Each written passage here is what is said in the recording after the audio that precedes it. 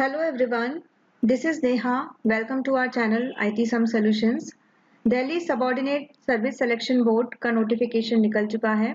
Detail notification का मैं video upload कर चुकी हूं, आप देख सकते हैं। यहां आप देख रहे हैं 2015 स्टैटिस्टिकल असिस्टेंट का पेपर, जिसका पोस्ट कोड था 66/14। 2014 में ये नोटिफिकेशन निकला था, जिसका एग्जाम हुआ था 2015 में। उस टाइम ये एग्जाम ऑफलाइन हुआ था, इसलिए आपको ये जो पेपर है इस तरीके से दिखाई दे रहा है।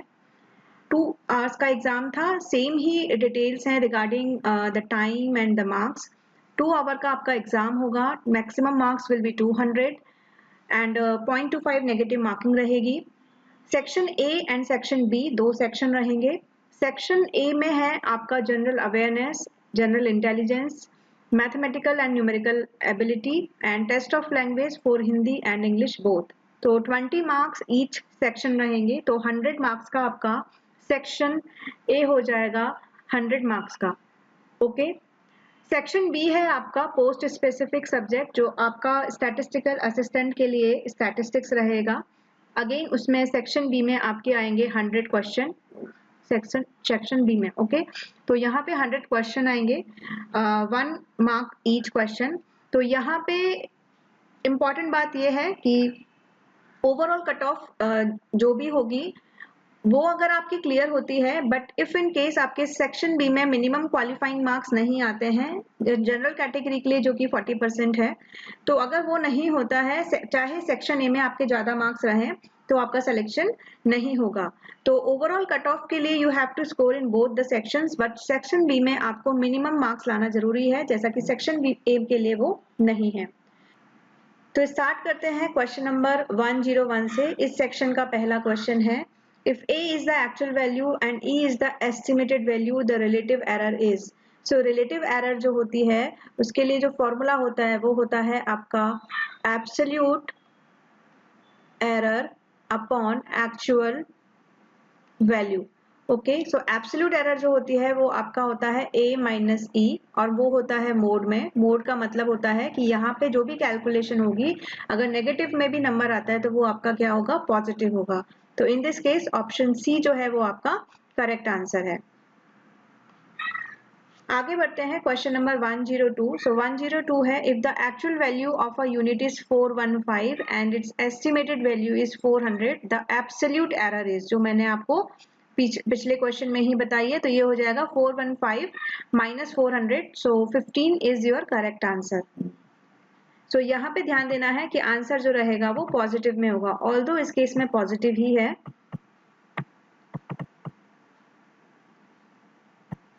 आगे क्वेश्चन है, the width of the intervals of the continuous grouped data.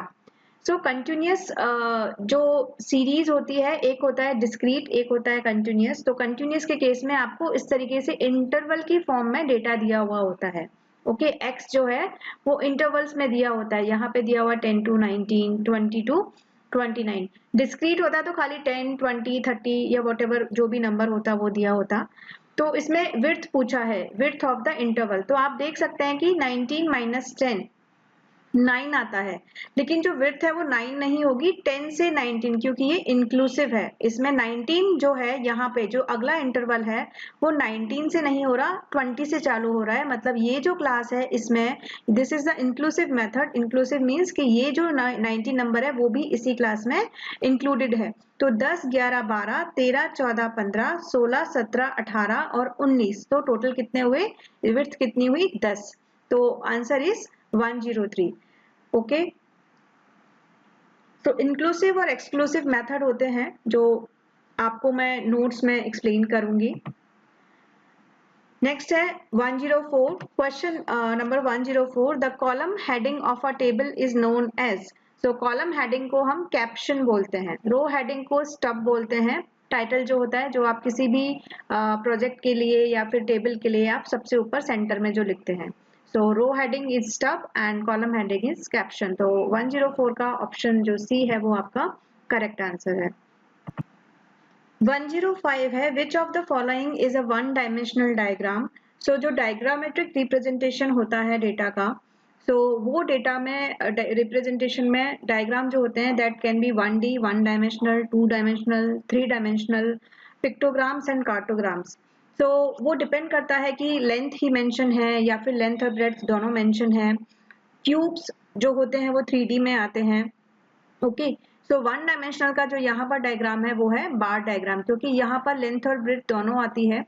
जो पाई डायग्राम्स है उन्हें पाई चार्ट बोलते हैं, एंगुलर डायग्राम भी जिन्हें बोलते हैं। क्यूब मैंने आपको बताया 3D में आते हैं। सो बार डायग्राम जो होते हैं, जो सिंपल बार्स जिनमें बनी हुई होती हैं इस तरीके से, वो आपके होते हैं 1 डायमेंशनल डायग्राम। ओके, आगे है question number 106, more than and less than ogives meet at. So ogives जो होते हैं ये भी एक चार्ट्स या ग्राफ या चार्ट्स में आते हैं ओगिव्स।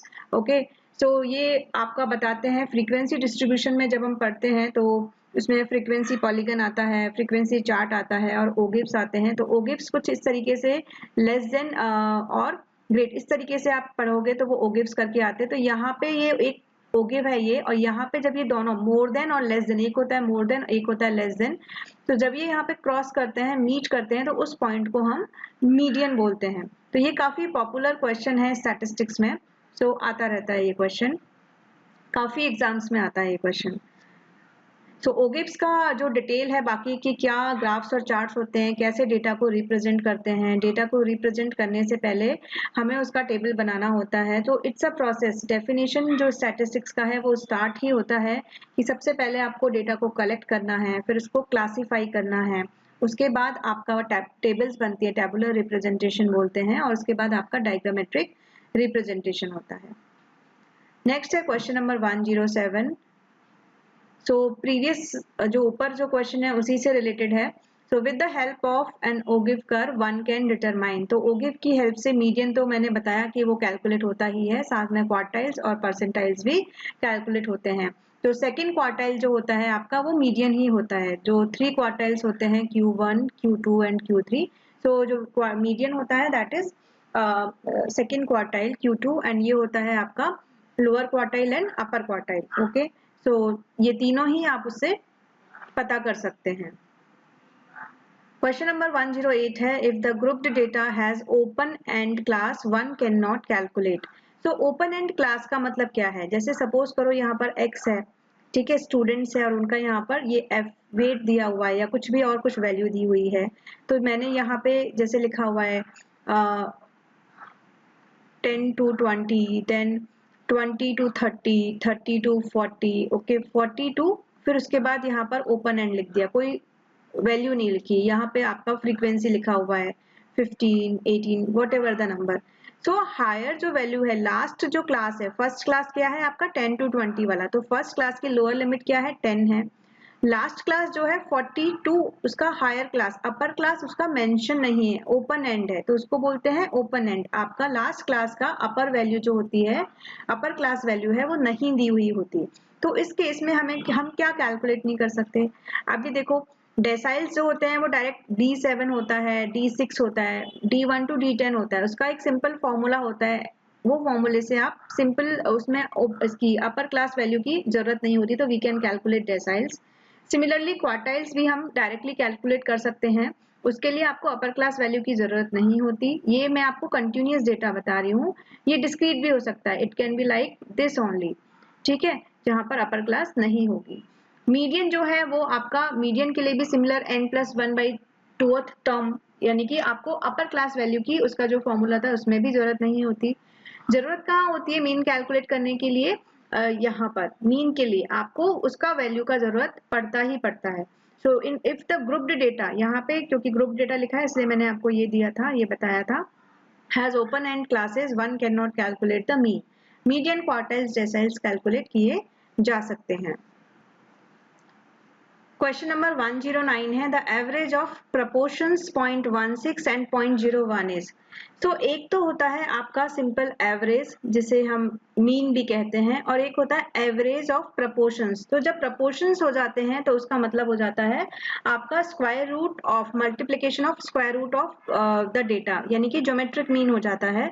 तो इस केस में यहाँ पे आ जाएगा अंडर रूट ऑफ 0.16 इंटू 0.01।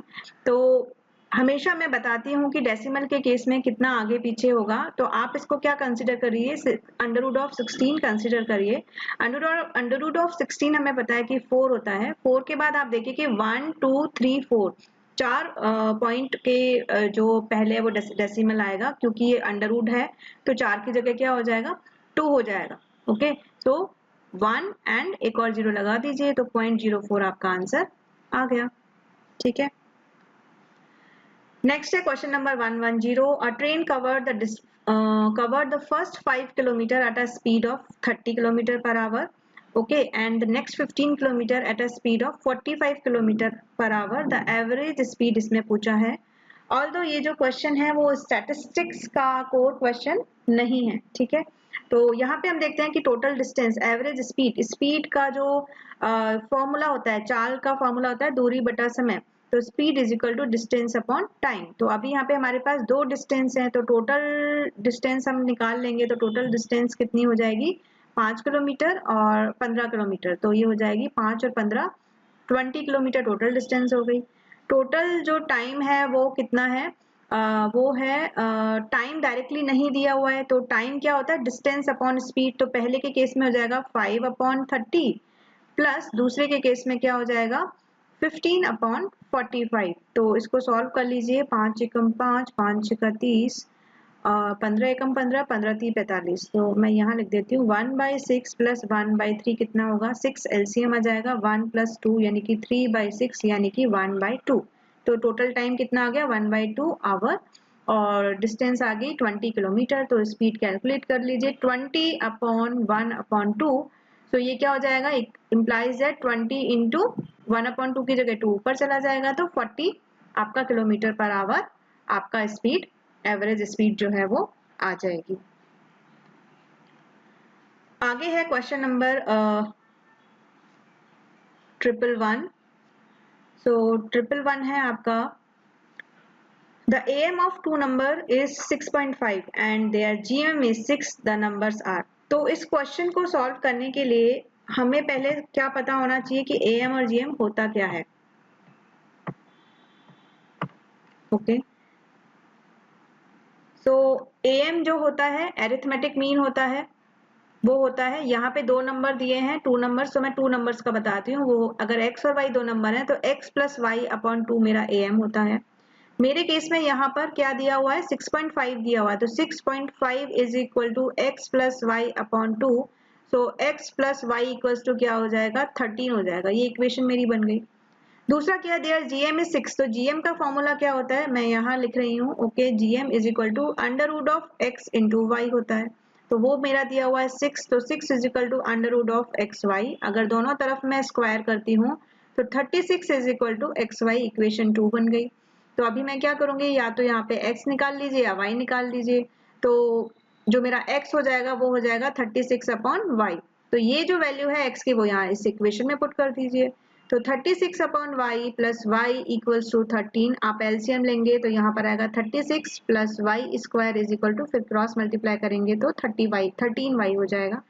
अभी एडजस्ट कर लीजिए, वो क्वाड्रेटिक इक्वेशन बन रही है ax² + bx + c का, तो ax² y², 13y इस साइड आएगा तो -13y + 36 इज इक्वल टू 0। अभी सॉल्व कर लीजिए, 9 चौका 36 होते हैं और 9 और 4 13 होते हैं। तो y² - के 9y - के 4y + के 36 is equal to 0।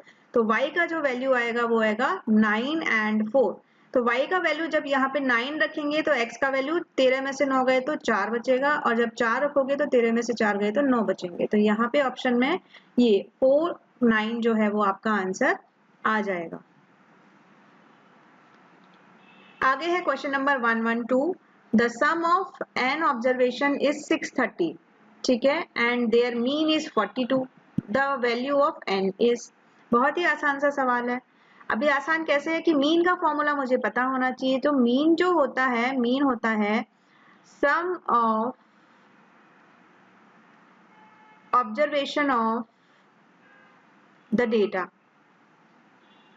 Okay, n observation, sum of n observation लिख लो उसे, upon number of observation. Okay, अभी मेरे पास ये पता है, मुझे ये पता है, ये क्वेश्चन मार्क है। जब भी किसी इक्वेशन में 4 अगर वेरिएबल हो, 3 वेरिएबल हैं, 2 पता है तो एक फाइंड आउट करना कोई डिफिकल्ट काम नहीं है। अगर 4 पता है, 4 का वेरिएबल है, 3 पता है तो उसमें एक फाइंड आउट कर सकते हैं। तो ये इक्वेशन बन जाएगी 42 equals to 630 upon n। Correct.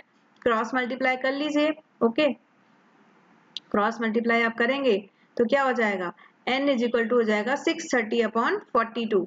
तो कर लीजिए। तो 6 7 छिंग 42, 7 नाम 63 और 6 एकम 6, 6 पंजे 30, तो 15 आपका आंसर आ जाएगा।